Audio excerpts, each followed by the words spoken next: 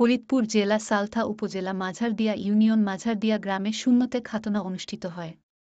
বিস্তারিত থাকছে শাহাদাত হোসেন এর প্রতিবেদনে। ফরিদপুর জেলা সালথা উপজেলা মাঝারদিয়া ইউনিয়ন মাঝারদিয়া গ্রামে জনাব আকরাম মাতুব্বর, পিতা মোহাম্মদ রতন মাতুব্বর তার ছেলের বিশাল এক সুন্নতে খাতনার আয়োজন করেন।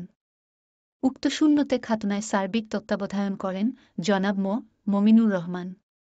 উক্ত অনুষ্ঠানে দলমত নির্বিশেষে ৬ থেকে ৭০০ মেহমান উপস্থিত থাকেন। সুন্দর মনোরম পরিবেশে শৃঙ্খলা মোতাবেক সুন্দরভাবে অনুষ্ঠানটি পরিচালনা হয়। সকল দাওয়াতি মেহমান অনুষ্ঠানটি উপভোগ করেন।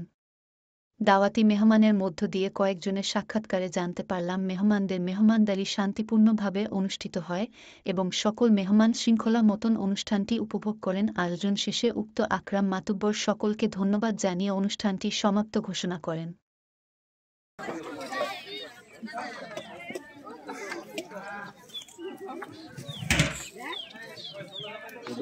আমি নিয়ে যাই যাবানি হয়তো যাবানি কই খবরটা আমি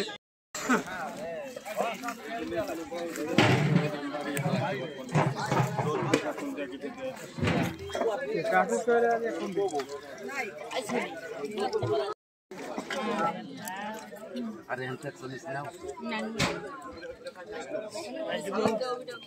তোমার জীবন কি ভাই তুমি মগল টাকা লেখা আর কি দেই যাবানি হ্যাঁ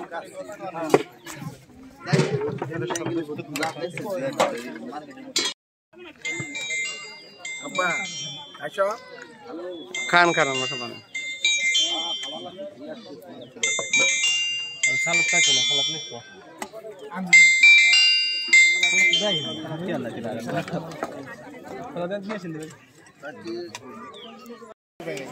না যাও এই যে তারা ডিএসবি রিপোর্ট আছে আচ্ছা